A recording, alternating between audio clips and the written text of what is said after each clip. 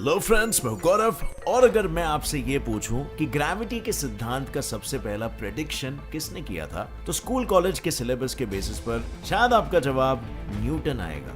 पर अगर मैं कहूं कि न्यूटन के पहले ग्रेविटी का प्रेडिक्शन करने वाले शख्स इंडियन थे और उनका नाम था ब्रह्मगुप्ता, तो क्या आप ये बिलीव करोगे? वेल, यस, काइंड ऑफ, क्योंकि उस समय इंडिया नहीं था, बट वो हमारे ही बिरादरी वाले थे। लेकिन सिर्फ यही नहीं, हमें स्कूल्स और कॉलेजेस के सिलेबस में पढ़ाया जाता है कि एटम को पहले इंग्लिश साइंटिस्ट जॉन डाल्टन ने प्रेडिक्ट किया था। पर इस एटम को प्रेडिक्ट करने में भी एक इंडियन का ही हाथ था। लेकिन सबसे हैरान कर देने वाली बात तो यह है कि हमारे एंशिएंट इंडिया में लोग इतने ज्यादा एडवांस थे कि बिना सुपर कंप्यूटर और बिना किसी टेक्नोलॉजी के हमारे संस्कृत में एक साल के एग्जैक्ट प्रेसिशन वैल्यू को तक लिखा गया था। पर आज से हंड्रेड्स ऑफ ईयर पहले ये कैसे पॉसिबल हो पाया? वेल, इन सारे क्यूरियस सवालों के आंसर्स के लिए मैं लेकर आया हूं आपके लिए ये वंडरफुल माइंड ब्लोइंग वीडियो, जिसका टाइटल है list of all the space discoveries made by India. Ancient medieval space and astronomical discoveries in India, 700 BC to 1000 AD। हम और हमारे अर्थ से लेकर प्लैनेट्स, स्टार्स, गैलेक्सीज, इन जैसे चीजों के पीछे जो मेजर बिल्डिंग ब्लॉक्स है ना, वो है एटम्स। और एंशिएंट टाइम से ही हम इंसानों को हर चीज की बनावट के पीछे का रहस्य जानने की जिज्ञासा रही है। इस जिज्ञासा यानी क्यूरियोसिटी को सैटिस्फाई करने के लिए हमने जो प्रेडिक्शन किए, उसमें हमने ये पाया कि किसी भी चीज को अगर आप छोटे से छोटा बनाते हो तो वो चीज एक टाइम के बाद और ज्यादा छोटी नहीं हो सकेगी। ऐसे ही एनालॉजी से प्रभावित होकर सबसे पहले एटम कॉन्सेप्ट को समराइज किया गया था हमारे एंशिएंट इंडियन साइंटिस्ट कनाडा मुनि ने।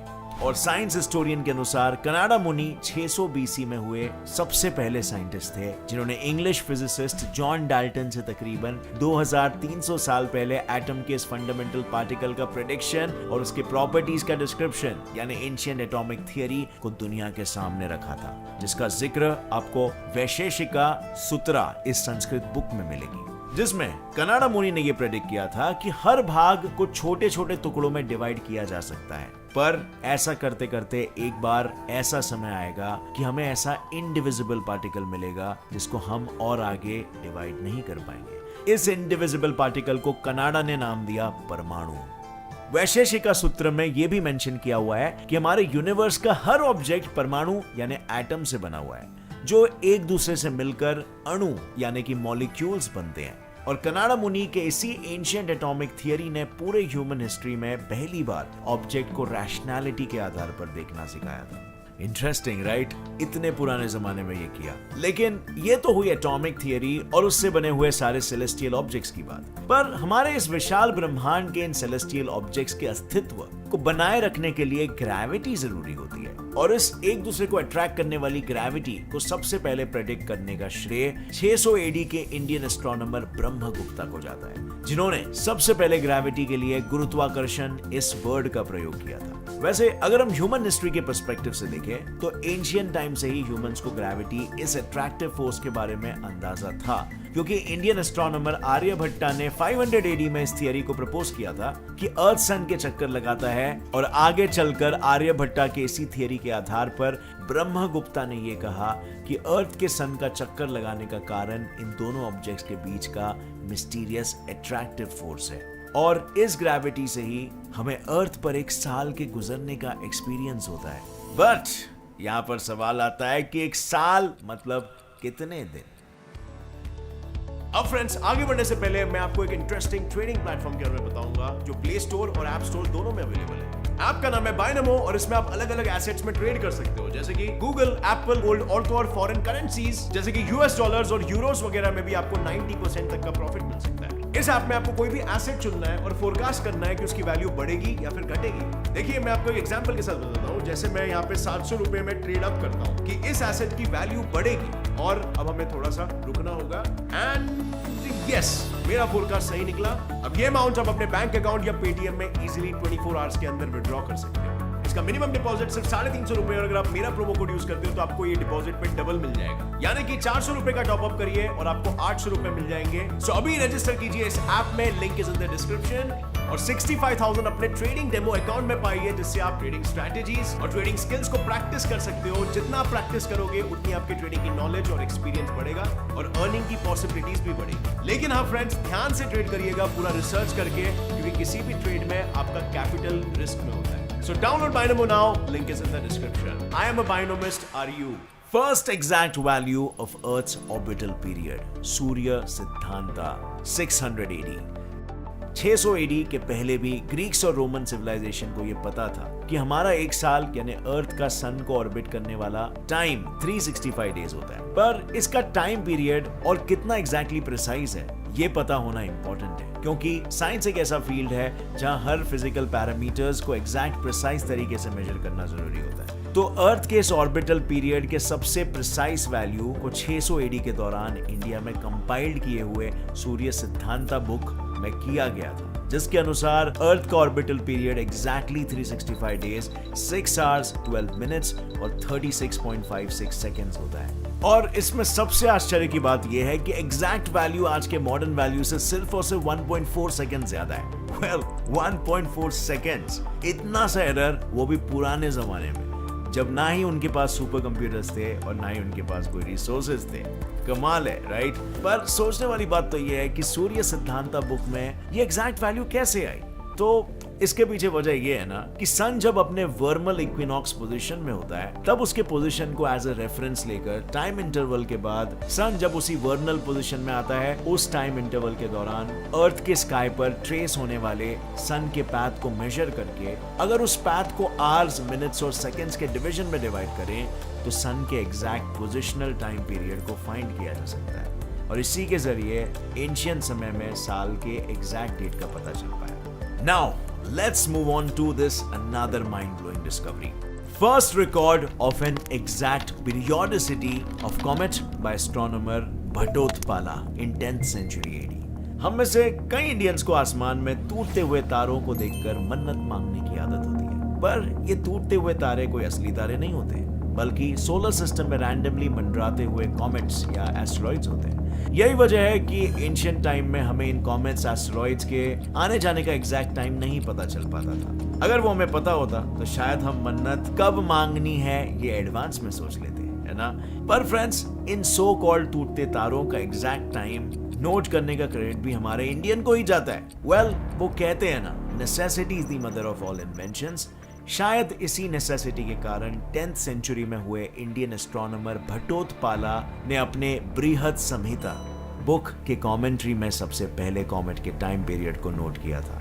यह कमेंट्री दुनिया का पहला ऐसा डॉक्यूमेंट है जहां पर किसी कॉमेट के पीरियोडिसिटी टाइम का पहला जिक्र किया गया है। पर अब तक हमने तो सिर्फ एंशिएंट और मेडिवल इंडिया के स्पेस एस्ट्रोनॉमी डिस्कवरीज का जलवा देखा। चलो अब नजर डालते हैं मॉडर्न इंडियन स्पेस डिस्कवरीज पर।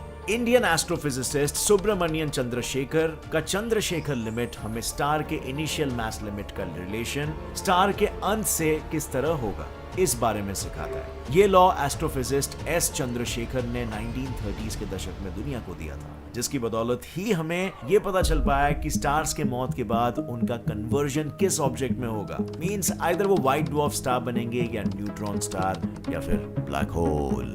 यानी इस लॉ के अकॉर्डिंग अगर एक स्टार का initial mass Chandrashekhar limit value से कम होगा तो स्टार के मरने के बाद वो एक हाईली डेंस व्हाइट ड्वार्फ बन जाएगा, और अगर स्टार का इनिशियल मास चंद्रशेखर लिमिट से ज्यादा होगा तो वो अपने अंतिम समय में न्यूट्रॉन स्टार या ब्लैक होल बन जाएगा। जब इस लॉ को साइंटिस्टों ने एक्सपेरिमेंटली प्रूव किया, तब इसी थियरी के लिए एस चंद्रशेखर को 1983 के नोबेल प्राइज से नवाजा गया, और चंद्रशेखर के इस थियरी ने हमें स्टार के स्ट्रक्चर और उनके एवोल्यूशन के बारे में हमारे नॉलेज को बढ़ाने में भी मदद कर दी। Discovery of lunar water by Indian Chandrayaan 1 mission 2009। क्या हमारे अर्थ के अलावा बाकी किसी भी प्लैनेट पर पानी हो सकता है? इस सवाल ने 50s के दशक से स्पेस साइंटिस्ट को उलझन में डाल रखा था, और 60s के दशक में Soviet and American moon mission से कई साइंटिस्टों ने यह क्लेम किया था कि मून पर वाटर आइस फॉर्म में होने के चांसेस हैं, पर कोई भी किसी भी फाइनल कंक्लूजन तक नहीं पहुंचा, क्योंकि मून पर वाटर के एग्जिस्टेंस का कोई भी कंक्लूसिव प्रूफ नहीं मिला था। बट फाइनली इस प्रूफ को इंडिया ने 2009 चंद्रयान 1 ऑर्बिटर मिशन में ढूंढ लिया, क्योंकि चंद्रयान 1 के सब पार्ट इंपैक्ट सरफेस प्रोब ने मून के सरफेस पर कंफर्म्ड वाटर एग्जिस्टेंस के एविडेंस सर्च किए थे, और इस इंपैक्ट प्रोब के मून मिनरलॉजी मैपर स्पेक्ट्रोमीटर ने मून सरफेस के वाटर मॉलिक्यूल्स के स्पेक्ट्रा को डिटेक्ट करके साबित कर दिया था कि वहां पर वाटर मॉलिक्यूल्स के ट्रेसेस हैं। And this was really one of the biggest contributions by Indian scientists. Next lineup पर है एक और एक तगड़ा discovery of Saraswati super cluster in 2017। आज से 4 साल पहले 2017 में इंडियन एस्ट्रोनॉमर्स ने एक्स्ट्रा गैलेक्टिक एस्ट्रोनॉमी के फील्ड में धूम ही मचा डाली, क्योंकि इंडिया ने किसी स्टार वगैरह को नहीं बल्कि एक सुपर क्लस्टर को ही ढूंढ निकाला। और ये जो एक्स्ट्रा गैलेक्टिक स्पेस यानी कि हमारे गैलेक्सीज के बियॉन्ड का सबसे वास्ट स्पेस होता है ना, वहां का एक giant super cluster Saraswati cluster है, जिसको डिस्कवर करने का क्रेडिट हमारे पुणे के एस्ट्रोनॉमिकल रिसर्च इंस्टीट्यूट IUCAA के एस्ट्रोनॉमर टीम को जाता है। जिस गैलेक्सीज के सुपर क्लस्टर में टोटल 43 डिफरेंट गैलेक्सीज के स्ट्रक्चर मौजूद है, और ये सुपर क्लस्टर हमसे 1.2 गीगापार्सेक यानी 4 बिलियन लाइट ईयर्स डिस्टेंस की दूरी पर है। और इस सुपर क्लस्टर की खोज हमारे एस्ट्रोनॉमर्स ने SDSS यानी स्लोन डिजिटल स्काई सर्वे के डेटा को कंप्यूटेशनली एनालाइज करके किया था। अब अगर आपको नहीं पता कि ये SDSS क्या होता है, तो आपके जानकारी के लिए SDSS अर्थ पर स्थित ऑप्टिकल टेलीस्कोप ऑब्जर्वेटरीज से किए जाने वाला पूरा आउटर स्पेस रीजन का फोटोग्राफिक और स्पेक्ट्रोस्कोपिक सर्वे होता है। इस सर्वे में पेटाबाइट्स के मेमोरी साइज का डेटा बड़े कंप्यूटर स्टोरेज में सेव्ड होता है, जिसे फिर 3D एनालिसिस और सिमुलेशन के जरिए एस्ट्रोनॉमर्स स्काई के एग्जैक्ट कोऑर्डिनेट लोकेशन पर कौन सा सब्जेक्ट है उसकी मैपिंग करते हैं। कुछ ऐसे टेक्निक का इस्तेमाल हमारे इंडियन एस्ट्रोनॉमर्स ने सरस्वती की खोज के टाइम पर किया था। तो भाई लोग, ये थे हमारे इंडियन साइंटिस्ट द्वारा किए गए इंडियन हिस्ट्री से अब तक के स्पेस डिस्कवरीज। अब डेफिनेटली इसमें मैंने सभी साइंटिस्टों को इंक्लूड नहीं किया है क्योंकि वीडियो बहुत ज्यादा बड़ा बनता, बट इसमें वो सारे नोटेबल कॉन्ट्रीब्यूशंस है जिन्हें आपको बिल्कुल जानना चाहिए।